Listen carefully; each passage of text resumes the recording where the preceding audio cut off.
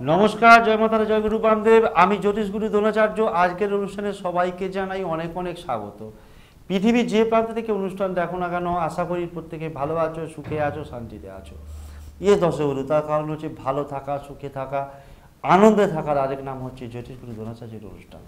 দর্শক বন্ধু, আমি আমার প্রত্যেকটা ভিডিওতে বলে থাকি, বেদ, বেদান্ত, গীতা, পুরাণ, উপনিষদ, চণ্ডীর মতো বিভিন্ন বড় বড় ধর্মগ্রন্থ থেকে রিসার্চ করা, গবেষণা করা, তন্ত্র মন্ত্র, টোটকা, প্রয়োগ পদ্ধতি, কৌশল আমি তোমাদের হাতে তুলে দিই, আর তোমাদের বেঁচে থাকার রসদ আমি তুলে দিই।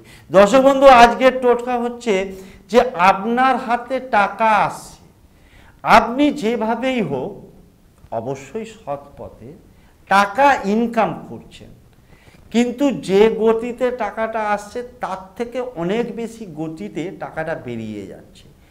টাকা আসছে কিন্তু থাকছে না, অথবা একদমই আপনার কাছে টাকা আসছে না।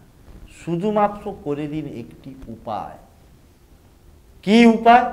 চলুন জেনে নেওয়া যাক পুরোপুরি বিশ্লেষণ। জ্যোতিষগুরু দ্রোণাচার্যজির অনুষ্ঠান নিয়মিত দেখার জন্য এবং অনলাইনে গুরুজির ভক্ত ও শিষ্য হওয়ার জন্য এক্ষুনি জ্যোতিষী দ্রোণাচার্য চ্যানেলটি সাবস্ক্রাইব করুন এবং সব ভিডিওর নোটিফিকেশন পাওয়ার জন্য পাশে থাকা বেল আইকনটি প্রেস করুন। দর্শক বন্ধু, আজকালকার জীবনে টাকা পয়সা ছাড়া আমরা কেউই চলতে পারবো না।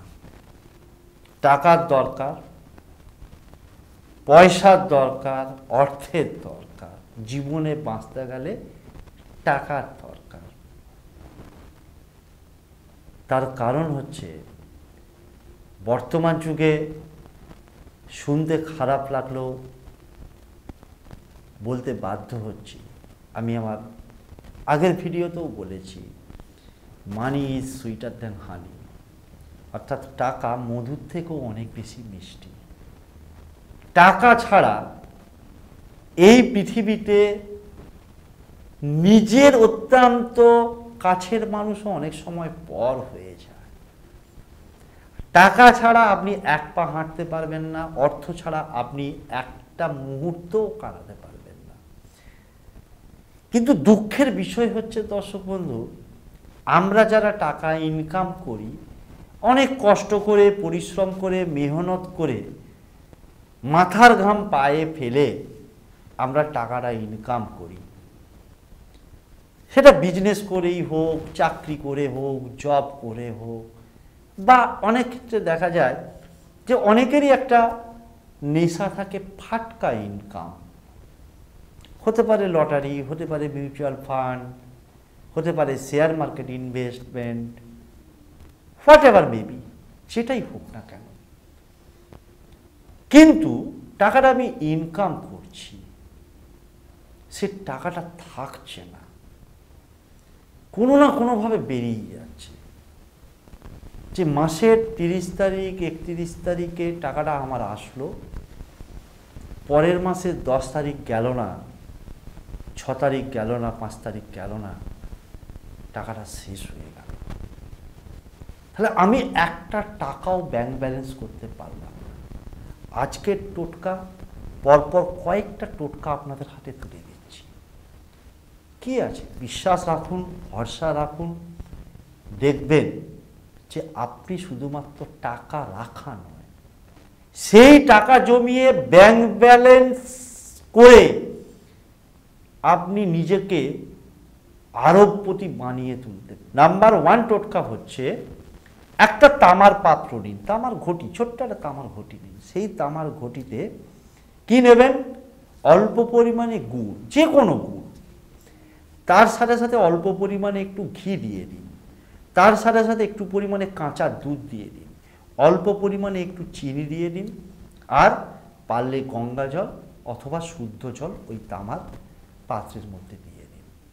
যে কোনো শুক্রবার দিন স্নান করে শুদ্ধভাবে, শুদ্ধ বস্ত্রে পরিধান করে, দুপুর 12টা থেকে 1টার মধ্যে আপনার বাড়ির কাছাকাছি যে অশ্বত্থ গাছ আছে, সেই অশ্বত্থ গাছের গোড়ায় গিয়ে আপনি ওই তামার পাত্রের জলের যে মিশ্রণটা আছে সেটাকে অশ্বত্থ গাছের গোড়ায় ঢেলে দিন। আবারও রিপিট করছি, যে কোনো শুক্রবার দিনকে দুপুর 12টা থেকে দুপুর 1টার মধ্যে অশ্বত্থ গাছের গোড়ায় ওই জলের মিশ্রণটা ঢালুন। যখন আপনি ঢালছেন, আপনার যে অর্থ সংক্রান্ত সমস্যা, সেই সমস্যাটাকে জানাতে জানাতে অশ্বত্থ গাছের গোড়ায় ঢালুন। ওই জলের মিশ্রণটা ঢালা হয়ে গেলে যেখানটায় ঢেলেছেন ওইখানটায় একটু হাত দিয়ে সেই জায়গা থেকে একটুখানি যে কাদা মতো জিনিসটা তৈরি হবে, বা যে অশ্বত্থ গাছের গোড়ায় ঢেলেছেন জলটাকে, সেইখানটাকে একটু স্পর্শ করে এই যে হাতের 4টে আঙুল, এই 4টে আঙুলকে নিজের কপালে স্পর্শ করান। একবার ওখানে ঠেকান, কপালে স্পর্শ করান, অশ্বত্থ গাছের গোড়ায় যেখানে জলটা ঢেলেছেন সেখানে স্পর্শ করে ডান হাতের এই 4টে আঙুল নিজের কপালে স্পর্শ করবেন। 3বার ওখানে স্পর্শ, 3বার নিজের কপালে স্পর্শ করে আপনি বাড়ি চলে আসুন। পরপর 3টে শুক্রবার এই ক্রিয়াটা করুন। নাম্বার 2 টোটকা, যে আপনি হয়তো একটু পাওয়াটা দুষ্কর, কিন্তু চেষ্টা করলে পেয়ে যাবেন। 7টা তামার কয়েন নেবেন, 7টা তামার কয়েন। যদি 7টা তামার কয়েন জোগাড় করতে না পারেন তাহলে 3টে তামার কয়েন নেবেন। 3টে যে কোনো তামার কয়েন অথবা 7টা তামার কয়েন নিন, এবং আপনার বাড়িতে যদি সাদা চন্দন অর্থাৎ শ্বেত চন্দন থেকে থাকে, কারণ যখন আমরা ভগবান বিষ্ণুর, নারায়ণের বা সরস্বতীর, লক্ষ্মীর পুজো করে থাকি তখন শ্বেত চন্দন দিয়ে পুজো করে থাকি, অনেকের বাড়িতেই এখন আছে।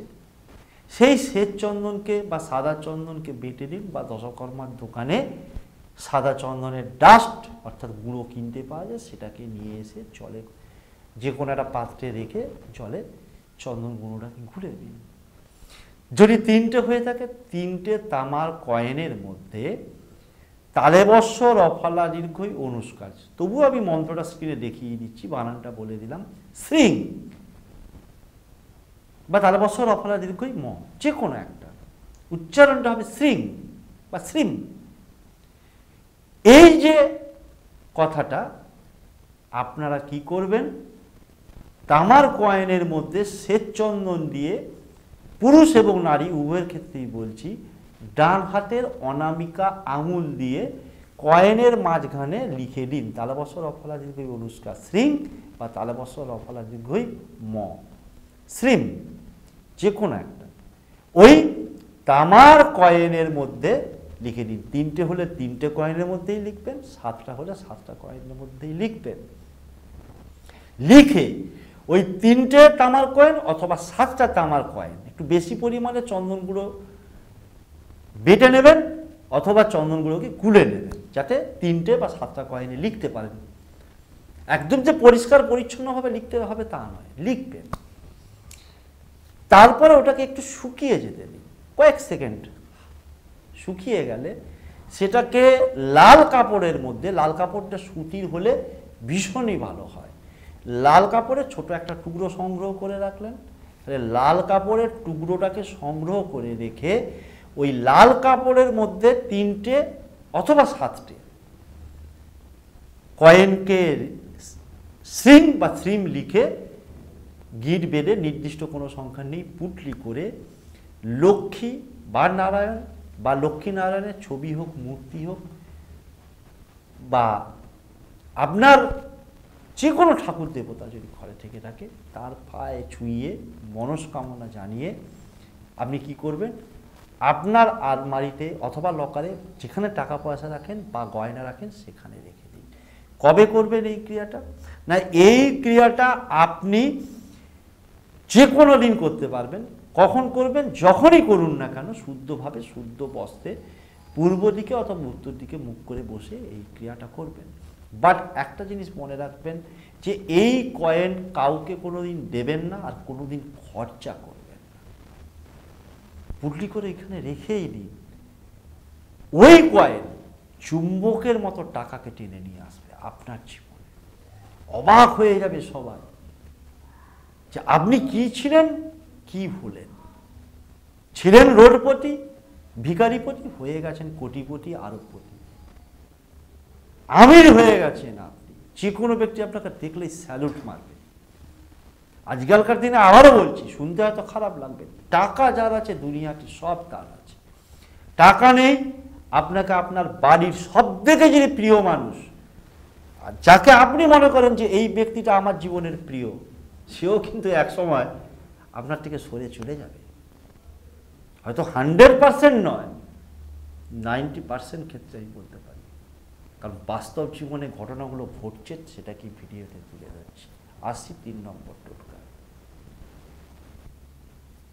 3 নম্বর টোটকা হচ্ছে যে আপনি যে কোনো শুক্রবার দিন, যে কোনো শুক্রবার হচ্ছে মা লক্ষ্মীর বার, তার মধ্যে কি করবেন, যে কোনো শুক্রবার দিন স্নান করে, একদম সকালবেলায় স্নান করুন শুদ্ধভাবে, শুদ্ধ বস্ত্রে।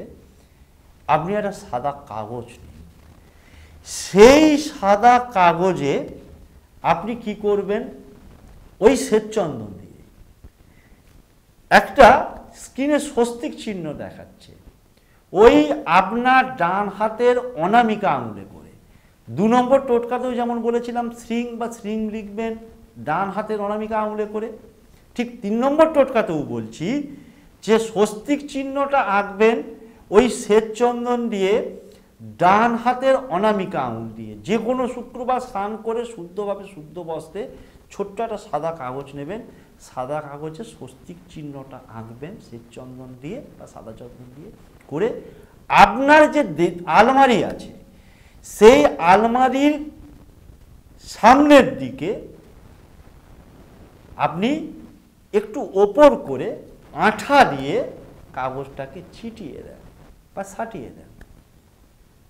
দেখুন ওই স্বস্তিক চিহ্ন আপনার জীবনে স্বস্তি এনে দেবে, শুভ বাতাবরণ তৈরি করে দেবে, যাতে কোনোভাবেই আপনি হতদরিদ্র মানুষ এই কথাটা আপনাকে শুনতে না হয়, আপনাকে কষ্ট পেতে না হয়, আপনাকে চোখের জল ফেলতে না হয় যে আমি গরিব ছিলাম, আমি গরিবই রয়ে গেলাম। স্বস্তিক চিহ্নটা আপনার যে আলমারি, সে আলমারির সামনের দিকে, ফ্রন্টের দিকে আলমারির দেওয়ালে এটাকে ছিটিয়ে দিন। 4 নম্বর টোটকা। 4 নম্বর টোটকাটা হচ্ছে যে আপনি যে কোনো দিন থেকে শুরু করে টানা পরপর 5 দিন যে কোনো দিন শুরু করুন। কি করবেন, একটা মাটির প্রদীপ দশকর্মার দোকান থেকে কিনে আনবেন। মাটির প্রদীপ দশকর্মার দোকান থেকে কিনে এনে তাতে সলতে দিলেন, সলতে দিয়ে ঘি দেবেন, ঘিয়ের একটা প্রদীপ তৈরি করুন, প্রদীপটাকে জ্বালিয়ে দিন। জ্বালিয়ে নিয়ে আপনার বাড়ির যে প্রধান দরজা, সেই প্রধান দরজা যখন আপনি বেরোতে যাচ্ছেন, সেই বেরোনো একদম যে প্রধান, অর্থাৎ যেটা থেকে বাইরে যে গেট দিয়ে বেরিয়ে আপনি কোথাও যান, সেটাকে বলে প্রধান দরজা। সেই দরজার ভেতরের দিকে, বাইরের দিকে না, ভেতরের দিকে যখন আপনি ওই পাশে মুখ করছেন ডান দিকে, অর্থাৎ বেরোবার সময় যে দিকটা আপনার ডান দিক হচ্ছে, সেই ডান দিকে প্রদীপটাকে জ্বালিয়ে রেখে একদম নেভাবেন না। ও প্রদীপের যখন ইচ্ছে হবে, অর্থাৎ